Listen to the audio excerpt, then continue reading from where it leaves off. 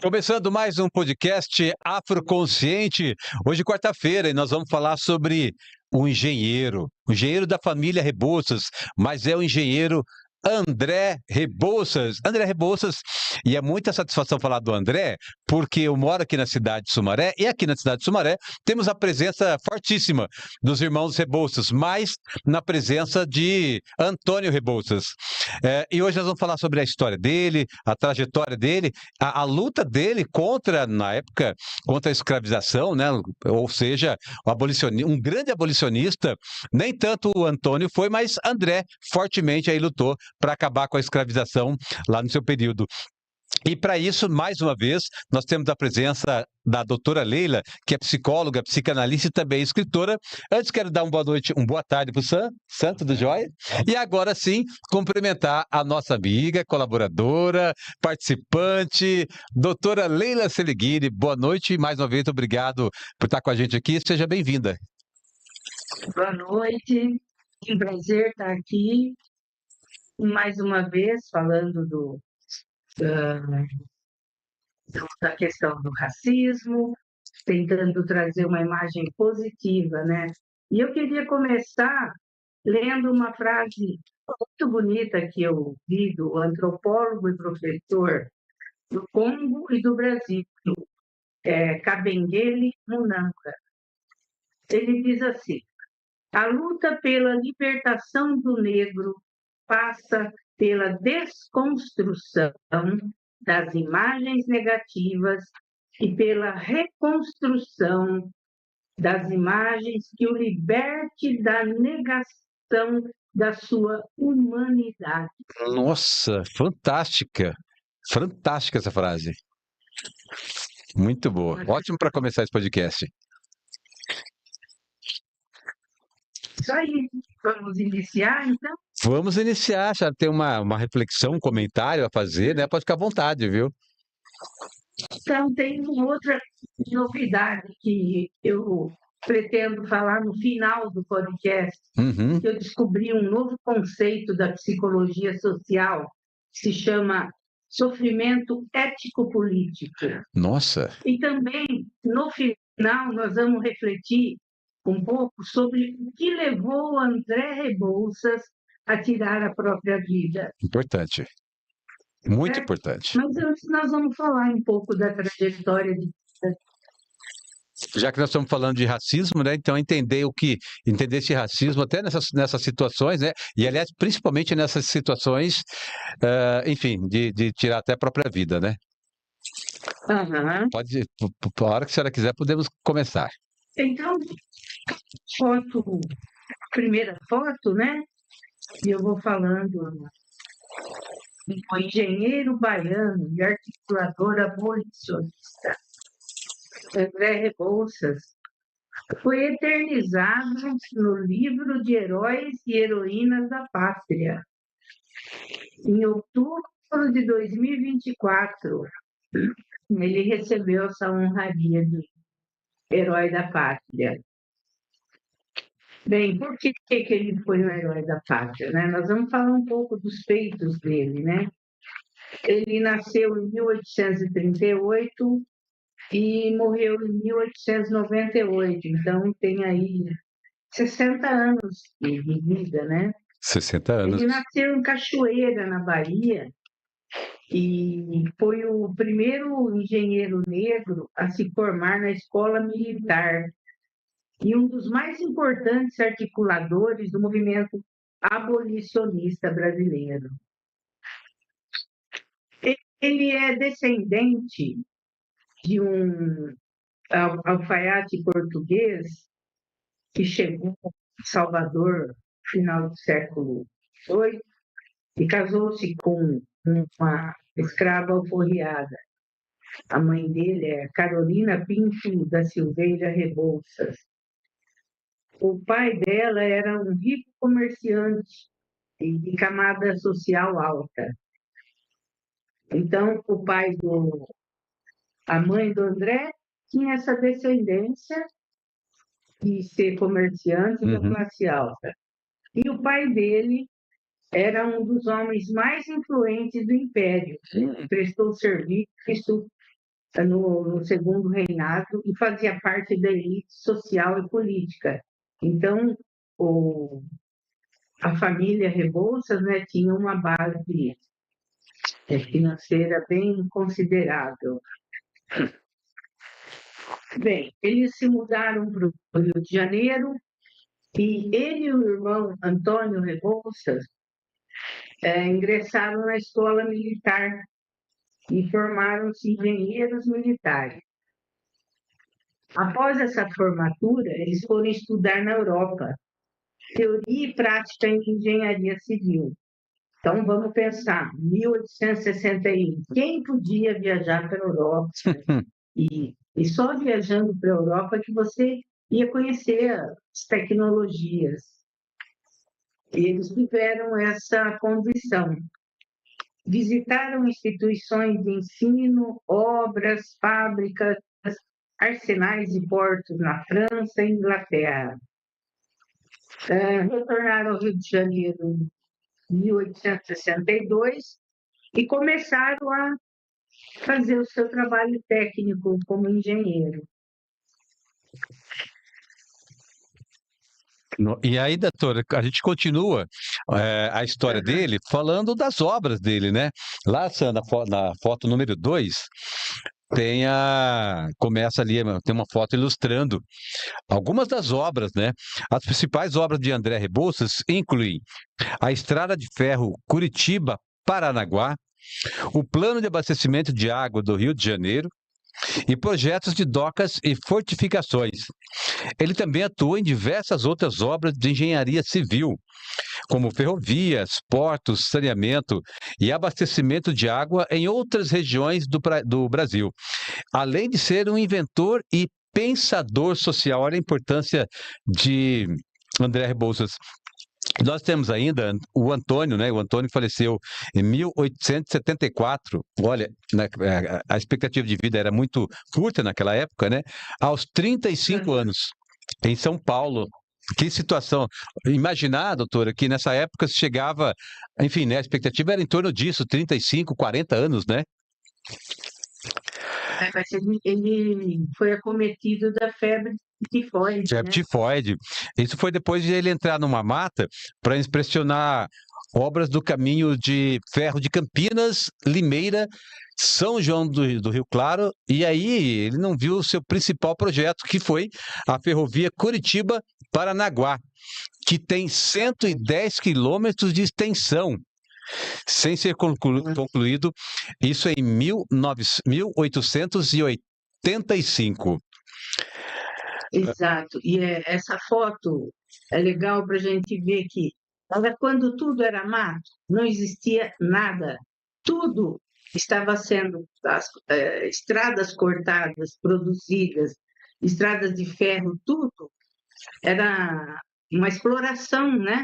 Não tinha estrutura nenhuma. Eles é que genialmente conseguiram montar essas obras de engenharia.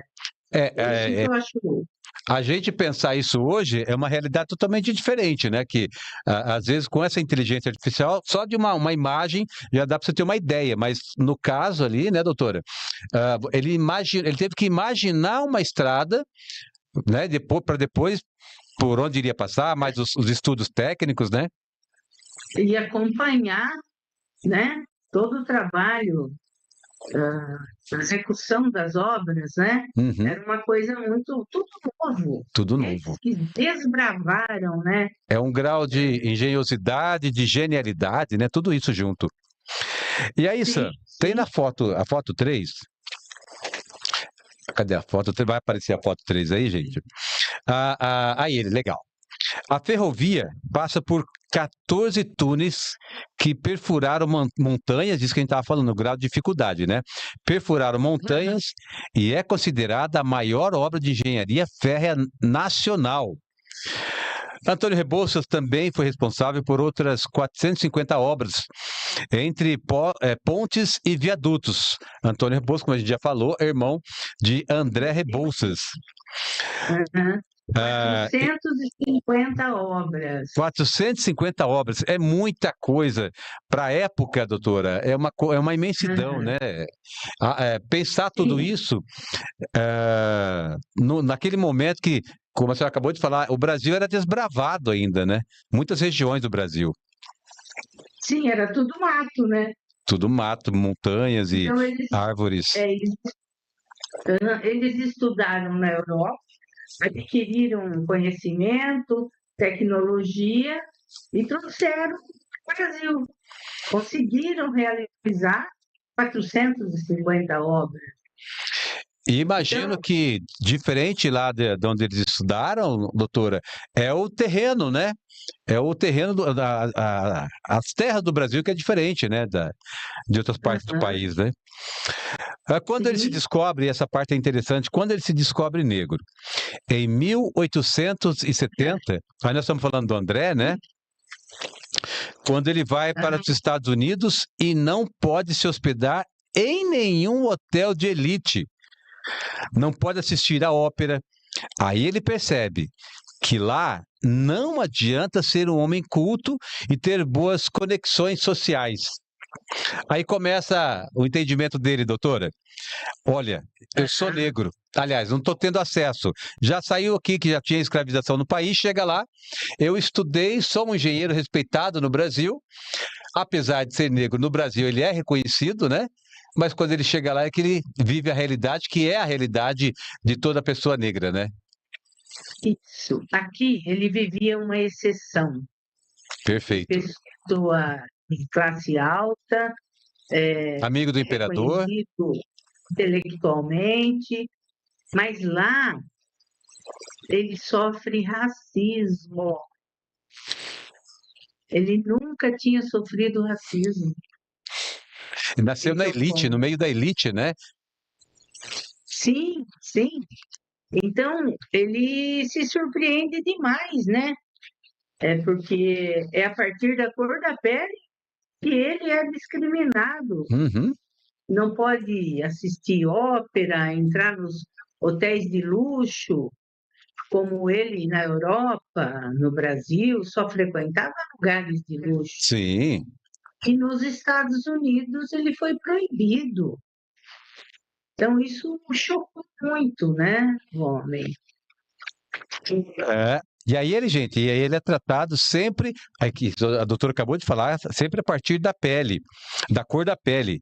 E aí que realmente se transforma num abolicionista. André era negro e abolicionista. E na casa dele tinha escravizados. Não era visto como contradição defender ideias abolicionistas e ter escravizados. O Brasil era uma sociedade escravista.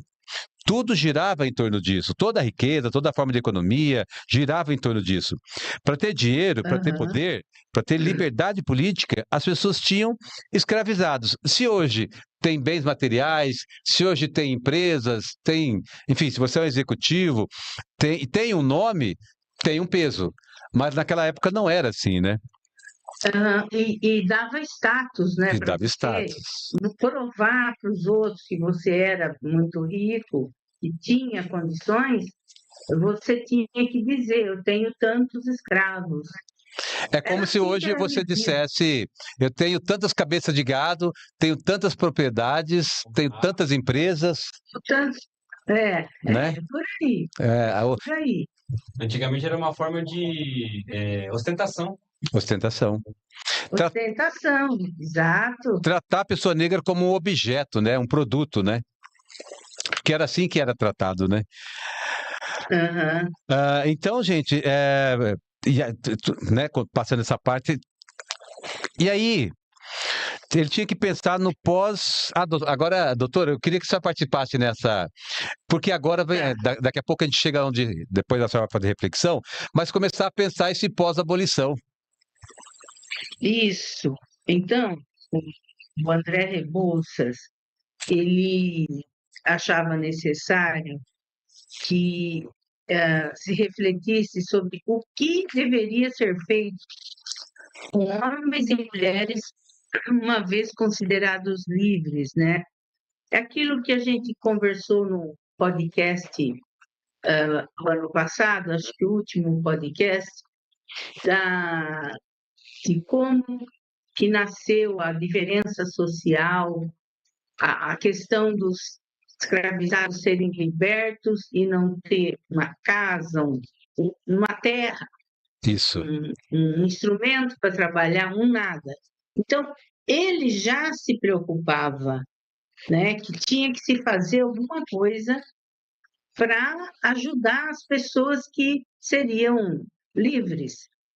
Então, ele passou a defender que, além da abolição, deveria existir uma política de desapropriação e concessão de terras. Me lembrou também o Luiz Gama, que já um pouco antes do André Rebouças falava em igualdade de direitos, Uhum. que deveria ter educação, né? Enfim. O André Rebouças ajudou a criar a Sociedade Brasileira contra a Escravidão, ao lado de Joaquim Nabuco, José do Patrocínio, entre outros. Participou também da Confederação Abolicionista e redigiu os estatutos da Associação Central Emancipadora. Publicou diversos artigos em jornais contra a escravidão, buscando convencer os senhores da maior produtividade do trabalho assalariado e da injustiça para com o negro. Então, ele se preocupava muito com a condição dos negros depois da abolição. E é interessante que o que poderia mudar depois da proclamação não foi muito bem o que aconteceu, né? Porque a proclamação da República, em 15 de novembro de 1889, ela é amplamente considerada pelos historiadores como um golpe de Estado e não uma revolução popular. Foi um movimento político-militar liderado por elites e militares descontentes com a monarquia, que derrubou Dom Pedro II e instaurou um novo regime sem grande participação popular, caracterizando aí uma mudança política, não social profunda no Brasil. André Rebouças, olá, doutora. Eu queria falar um detalhe aí, para não deixar passar, que assim, a abolição aconteceu em 1888. Isso. Com a anuência da monarquia, do imperador. Contradição, né? Em 1889, no ano seguinte, foi o golpe que aí passou a chamar de república. Uhum. Que já havia esse movimento abolicionista exigindo direitos, terra, oportunidades para os escravizados, para os negros, para os africanos. E vem esse golpe e acaba com tudo.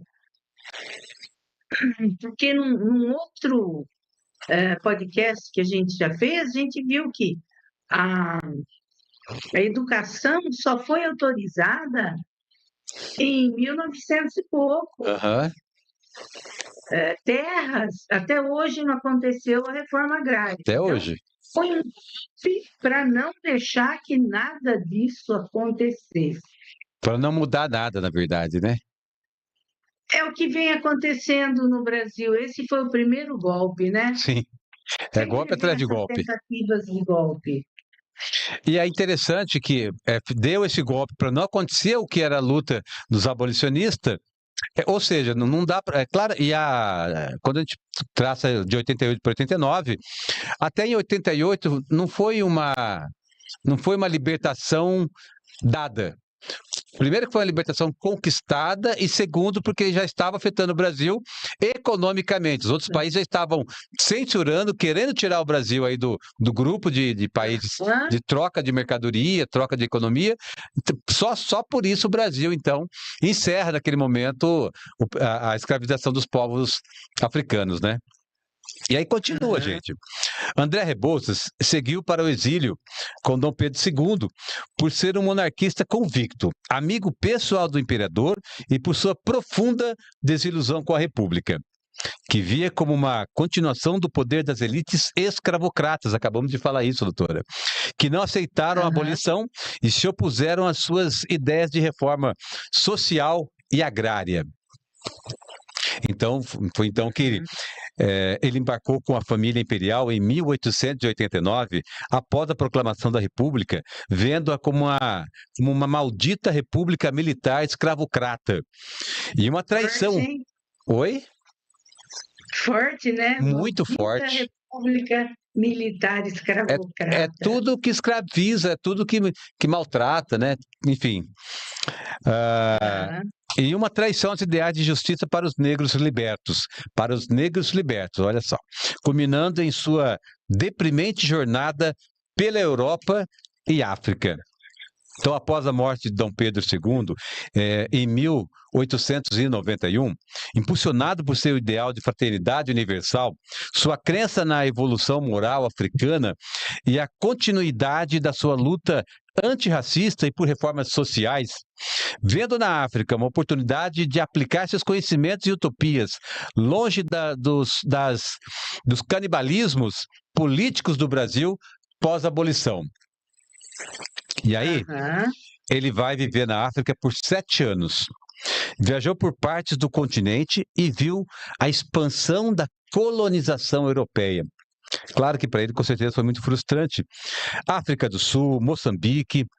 Ele se identificou com os africanos que sofriam com a colonização. Doutor, eu acho que eu tinha. é, eu acho que eu queria a contribuição da senhora Aham.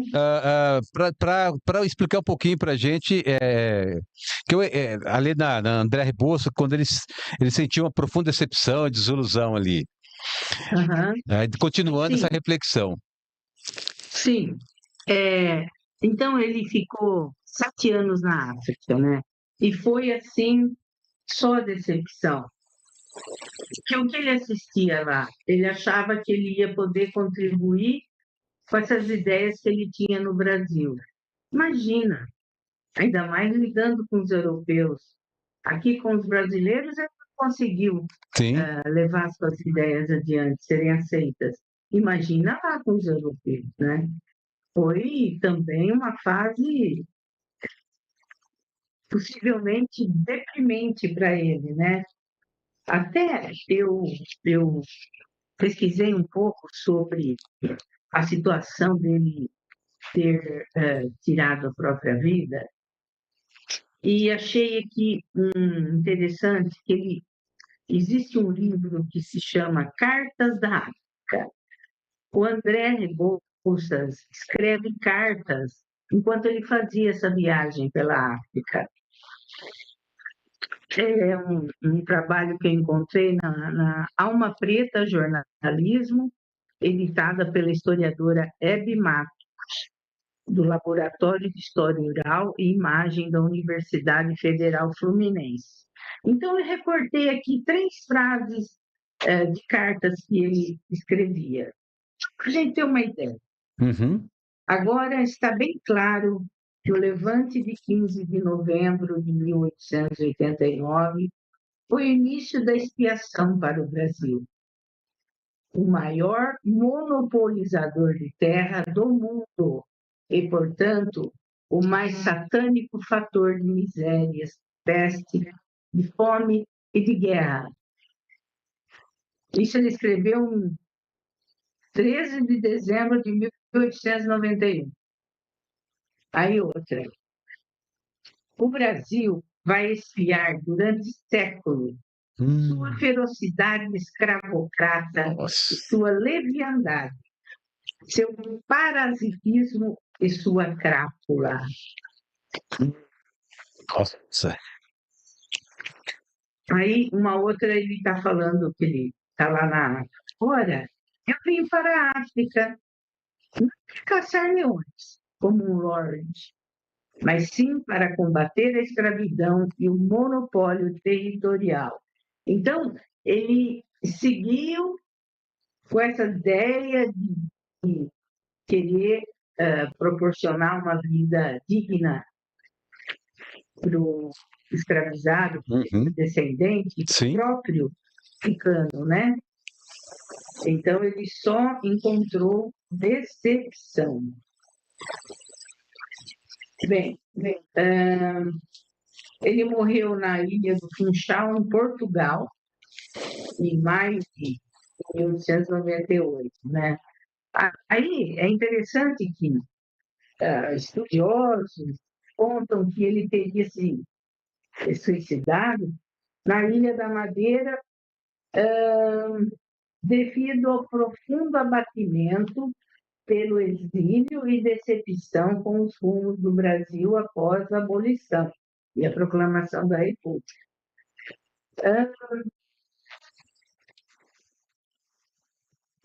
Talvez seja algo mais, sabe? Em Uhum. nenhum lugar eu achei alguma colocação se referindo ao sofrimento que o racismo traz Sim, para as pessoas, tá? exato. Então eu quero fazer um comentário, é uma suposição do que pode ter acontecido com o emocional e o psíquico do André Rebouças, na medida em que ele desejava ver os africanos serem reconhecidos como seres humanos completos, com plenos direitos, Sim, assim como os brancos. Isso não aconteceu. E também na sua experiência de vida como negro, ele teve aquela decepção na Europa, onde ele sofreu racismo. sim. Quando ele descobre o racismo, né? Então, que eu vejo, eu encontrei nos diálogos dos pesquisadores que falam da vida dele, foca mais na decepção da questão política, da derrubada da monarquia, e ninguém toca no assunto do racismo. Isso que Sim, me chamou a atenção, né? Então, eu levanto a suposição de que tem a ver, sim, com o racismo que ele sofreu. Não só nos Estados Unidos, que ele pôde se hospedar em lugares bacanas, mas será que ele não sofria racismo no Brasil, mesmo sendo rico, tendo uma boa postura? com A gente certeza, sabe que sofre. com certeza. Talvez ele não se desse conta, né? Ou, ou guardava para si, mas é Provavelmente. óbvio. Você não acha óbvio que ele sofria racismo? Eu acho impossível não sofrer. É o impossível ele não Uhum. sofrer. É isso que já falou. Como estava naquele no meio ali da elite, né, perto de Dom Pedro ali, guardava. Como a gente cresce ouvindo aquelas piadinhas, aquelas brincadeiras, aquelas palavras pejorativas, ofensivas, racistas, antigamente eu falava assim, ele tá brincando, ele é meu amigo, ele só tá tirando sarro, sabe? Não vou falar nada porque vou perder a amizade com ele, não vou deixar magoado, vou perder espaço, e é fato, né? Quando você se coloca, você vai perder o espaço, vai perder amigo, porque até então não é amigo, né? Quem faz brincadeiras querendo atingir algo seu, no caso, a pessoa negra, querendo atingir você por causa da sua cor, não é amigo, né? Tá te ofendendo, sabe que tá ofendendo. Aí tem eu vi uns comentários ontem, um vídeo que É, eu compartilhei, é que a pessoa comete ato racista inconscientemente. Sim, até acredito que uma certa medida é inconsciente porque está no inconsciente, né? Ela cresceu ouvindo aquilo, cresceu acompanhando. aham. Mas são casos e casos que não dá para a gente só levar como inconsciente, porque senão vai se perpetuando e a pessoa nunca acorda para entender que está cometendo uma violência, né? É assim, não é levar, ah, tipo, desculpar porque foi inconsciente, não é isso. Uhum. O fato de ser inconsciente, tanto nos brancos como nos negros, exerce, Sim, sim. mas quando você percebe que foi um ato de racismo, é importante pontuar. Exato. Oh, escuta, isso é racismo. É não deixar passar, Exato. porque vai acontecer sempre. É começar a agir diferente no sentido de não deixar passar. Uhum. Se alguém faz uma fala assim, você mostra, não, querido, isso aí é racismo, tá? Ah, estava só querendo brincar. É. Então, mas é racismo. E aí o que a gente É ouve muito, muito. Hum? aí o que a gente ouve muito assim, ah, mas agora tudo é racismo? Sim, tudo sempre foi racismo, mas a gente não falava por tudo que a gente já sabe, né? Porque tem que deixar passar, porque é assim mesmo, e a pessoa negra incorporava essa coisa da inferioridade, né? Atingia diretamente o inconsciente. Ela achava que ela era tudo aquilo que o outro, mesmo falando que estava brincando, atingia, porque, por exemplo, lembrar umas aqui. Ah, por que que preto entra na igreja? Ah, porque viu a porta aberta.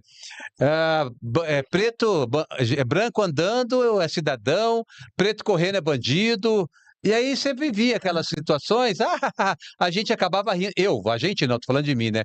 Eu acabava rindo junto, é meu amigo, mas só eu sei o que aquilo ia fazendo, era um sorriso, era uma gargalhada às vezes, que eu acho que até de nervosismo, de não poder revidar, porque todo mundo era um pensamento da época. Parecia que era, Dominava. é, parecia que ele estava autorizado a fazer aquele tipo de brincadeira. Sim, terrível, né? Eu procurei, então, avançar um pouco nisso e bem, não foi só por esse motivo da queda da monarquia e tal, Uhum. é por conta do racismo, a gente pode afirmar. Eu fiz uma pergunta para o Google, Ah, né? O racismo atinge o psiquismo? Aí sim, de forma profunda, nossa, agindo como um trauma contínuo e estrutural, que nossa. molda a subjetividade e a saúde mental das vítimas. Foi aí que eu encontrei um conceito novo da psicologia social, Olha, bem curioso: sofrimento ético-político. Então, o racismo é um dos principais produtores de sofrimento ético-político. É a dor que emerge das injustiças sociais. nossa, Interessante, né? demais. A psicologia social está trabalhando com esse conceito.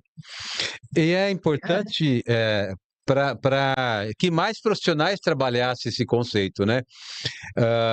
Teve minha irmã um tempo atrás, eu acho que há uns 2 ou 3 anos, ela começou a passar por uma terapeuta, e aí eu já conhecendo um pouquinho mais essa questão, o quanto eu era afetado por a questão do racismo, e minha irmã, negra, jovem, negra, obesa, com certeza iria sofrer mais, né? Mulher, negra, obesa, tenha todo aquele conjunto de adjetivos ali que sofrem bullying, sofrem violência de todo tipo, né? No caso, a racial fortemente, já entendendo também que a mulher negra é a que mais sofre racismo, sofre qualquer tipo de situação, mas em se falando de racismo, que mais sofre mais que o homem, inclusive, né?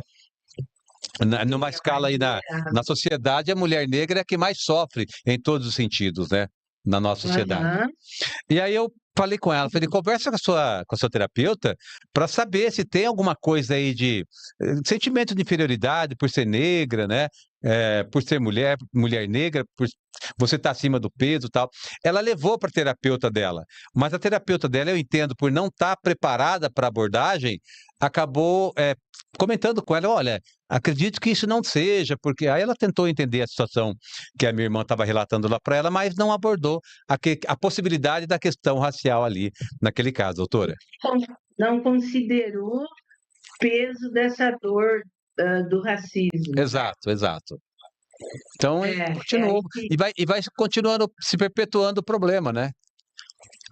É daí uma das coisas, objetivos da gente estar falando sobre racismo no podcast é para alertar também, trocar uma ideia, conscientizar de que tem sim uma dor que vem do racismo. E quanto mais a gente fala, as pessoas refletem, Uhum, vão entendendo melhor, né? exato, Essa é a nossa contribuição. exatamente. Uma definição aqui, ó, sofrimento ético-político. Manifesta-se como uma dor derivada da desvalorização social e da sensação de ser tratado como inferior, subalterno na sociedade. Uhum, olha, Tá bem interessante, né? meu Porque é Deus. isso que dói, ser tratado como inferior. Dói, dói na carne, dói na alma. Dói na alma. Mesmo que a pessoa, no momento que sofreu esse baque, não tenha consciência de que é por causa do ataque racista, mas É, ele atinge. não tem é isso mesmo que a senhora falou, não tem a consciência que foi por esse motivo. E aí, essas coisas vão se somando, vão se somando ali, a chegar num ponto que você acha que você é tudo aquilo que Que foram nem agora, falando. na continuidade, É é isso. isso, ó. Nosso psíquico sofre com a necessidade de estar em alerta permanente Uhum, contra microagressões ou violências. Isso gera um estado de estresse crônico que crônico. afeta a nossa mente, a nossa saúde física. Então, essa tensão de a qualquer momento, em qualquer lugar que você estiver, já alguma coisa, algum ataque racista, seja pequeno, seja médio, seja grande, pode acontecer, Doutora, né? um episódio que, assim, aproveitando esse texto que ela está falando, observando aí, essa observação da senhora, Ah, é, antes do final do ano passado, eu tinha que fazer caminhada, eu tinha que fazer atividade física e tal, mas eu tinha uma. É incrível, né? É tudo isso aí que a senhora acabou de falar, é tudo isso, meu Deus. Eu tinha necessidade de fazer uma caminhada, eu precisava fazer uma caminhada, ou uma academia, algo que fosse. Eu, quando eu acordava de manhã, muitas vezes eu colocava o tênis, mas eu não saía. Eu falava, não, eu vou em um horário que não vai ter muita gente caminhando. Aí é mais tranquilo, é mais light. Por constantemente ver a experiência de pessoas atravessando a calçada quando eu estou caminhando, com medo de eu ser bandido, roubá-las, aham. eu saio com o meu tênis, as pessoas saem com o tênis delas, roupas esportivas, ou esportistas, né? Para fazer a mesma atividade. Mas, na mente de um racista, e o negro sai com essa mesma roupa, essa mesma condição para roubá-las. Isso estava para mim, isso estava colocado na minha cabeça. Eu não sendo Certo. bandido, indo fazer a mesma coisa que aquela pessoa estava fazendo, mas eu não vou porque ela vai achar que eu sou bandido e eu não quero que ela pense isso de mim, porque eu não sou, né? Então eu percebi que ao longo dos anos eu deixei de fazer atividade física por esse motivo. O mesmo vale para a academia, que desde o ano 2000, talvez um pouco mais, ano a ano eu me inscrevo na academia. Ano a ano me inscrevo na academia. Mas achava que era só uma questão que era preguiça, disciplina. Tem também essa questão, né? Mas eu entendo hoje que era mais achar uma coisa que era lugar de pessoas brancas, pessoas que não me queriam lá e por esse motivo, se não me querem lá e é lugar delas, eu não faço parte daquele ambiente. Ou seja, se colocar à margem, me colocar onde sempre me colocaram, à margem. Foi uma luta assim que veio ano passado, uma coisa transformadora. Hoje eu faço caminhada, já comecei a dar uns trotezinhos, comecei a dar uma corridinha ali e tal, né? Durante a Aham. corrida, caminhada. A realidade, a vida é outra hoje. Então, assim, eu falo, não estou brincando, não. Eu falo para mim, dando risada, que eu consegui a minha libertação agora. A libertação dos povos escravizados veio em 1888, a do Odair veio em 2025. Mais precisamente ali em novembro de 2025, é claro, depois de um longo trabalho, e é contínuo, né? Não para esse trabalho dessa libertação. Filho aqui, depoimento bonito. E a luta continua. Então, essa tensão constante, né? Está por trás dos casos de pessoas que tiram a própria vida, né? Uhum.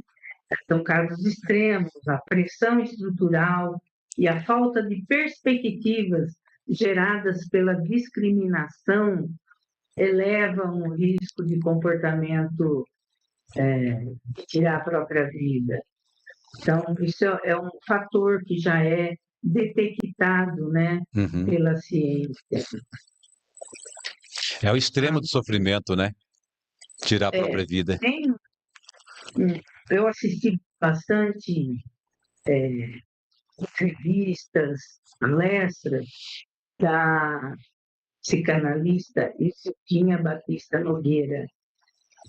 É uma psicanalista negra que é referência hoje para falar de psicanálise e racismo, porque é uma área que está sendo finalmente estudada nas associações, nas instituições de psicanálise, porque a psicanálise tem toda uma construção teórica, conceitual, e precisa ser elaborado, Uhum. e como tratar esse sofrimento psíquico.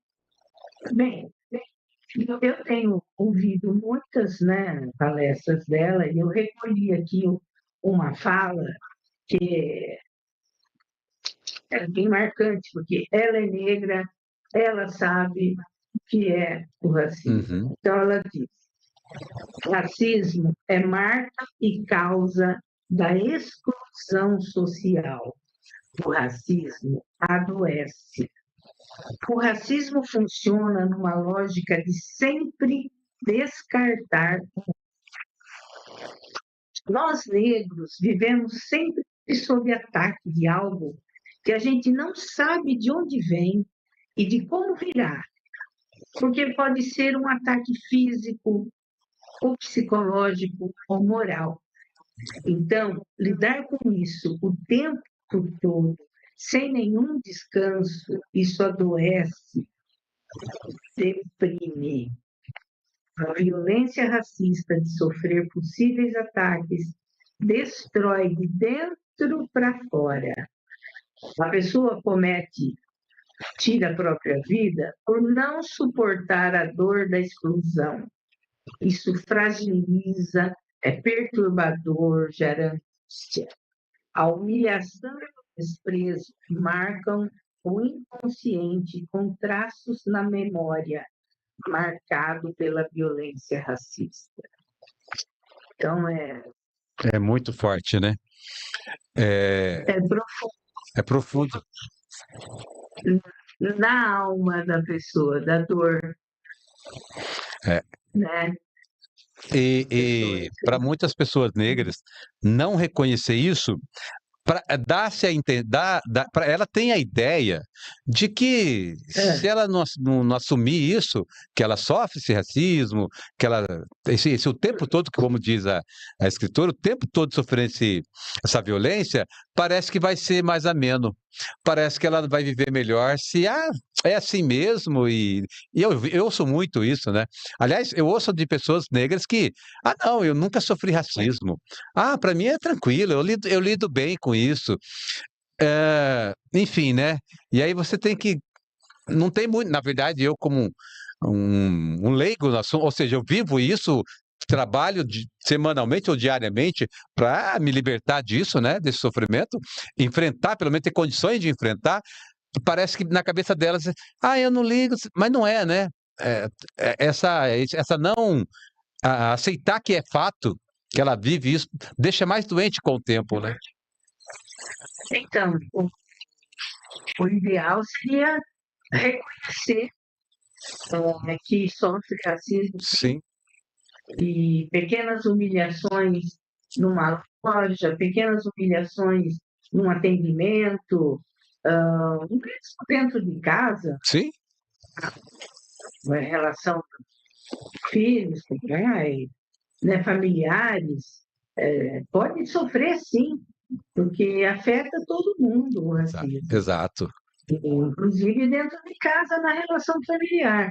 Agora, não querer reconhecer que aquilo é um ato de racismo já dificulta mais, né? Porque Sim. fica encobrindo a origem de um sofrimento, de um mal-estar, né? O Que vai bom se seria, né, acumulando. doutora? O bom seria que todos tivessem acesso a uma análise, né? A um terapeuta para poder ajudar, né? Para poder. É porque eu sou testemunha disso, que sozinho é muito difícil. Se chegar a esse ponto de compreender isso, sozinho é muito difícil. Olha, eu digo que assim, porque a gente vê muitas pessoas que falam sobre o assunto e parecem pessoas que nem esse escritor que eu acabei de falar agora há pouco.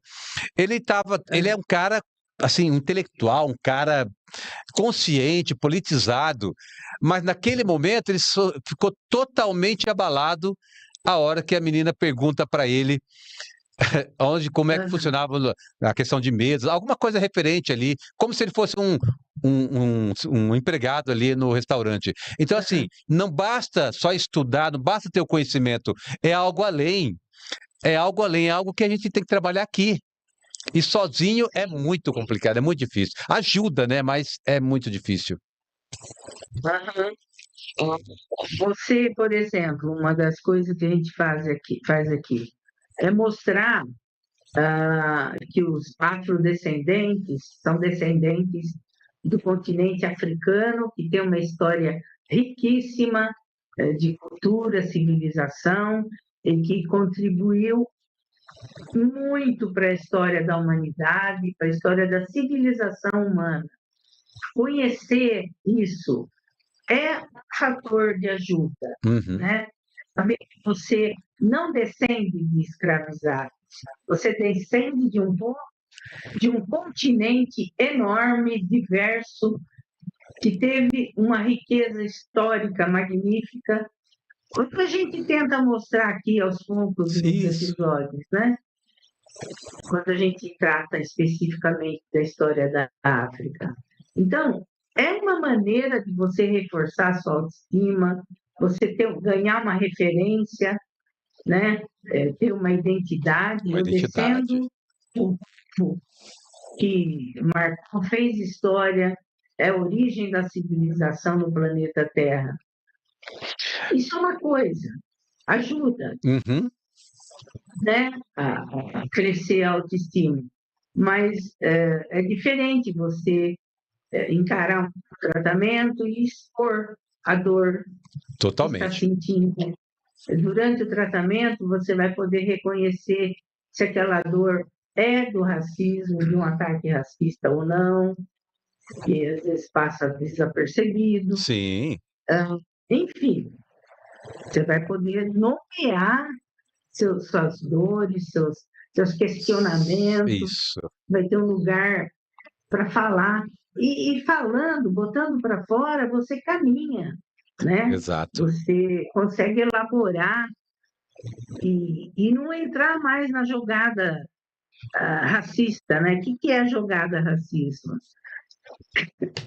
É acreditar que um outro é superior a mim, ou, no caso do negro, acreditar que o branco é superior a ele. É isso que é o jogo racista, Sim, é convencer disso. E o que o tratamento te ajuda? A sair dessa. Eu sou igual, isso. sou igual.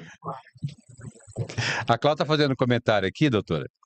Ela está dizendo assim, ó, nós brancos não conseguimos, mesmo querendo, saber a dimensão da dor dos afrodescendentes, povo negro. Uhum. Só o negro sabe que ele sofre. Uhum. Aí entra a coisa do consultório, que é um lugar específico para você tratar dessa dor com alguém que está disposto a ouvir Exato. e sustentar a escuta dessa dor. É isso mesmo.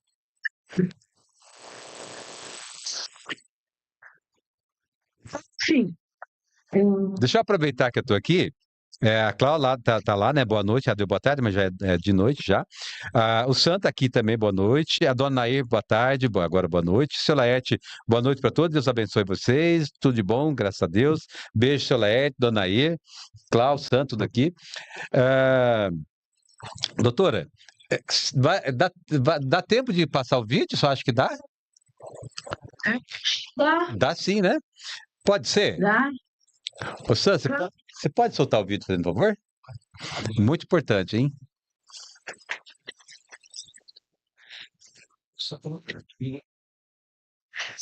Esse vídeo é um pouco da realidade que a gente já conhece, né? Pode, a hora que você quiser.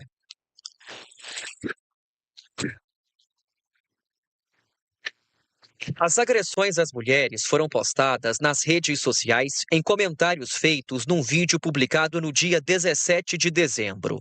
Um deles dizia que elas ficaram parecendo um bando de palhaços. Outra mulher comentou: ridículas. Esse escreveu: o povo olha porque é esquisito, não porque é elegante. E mais um comentário preconceituoso. O internauta escreveu: não gosto de preto.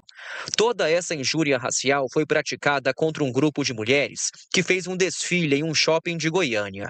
Usando roupas tradicionais africanas, as mulheres queriam mostrar a herança, a ancestralidade e a influência cultural negra na cultura brasileira.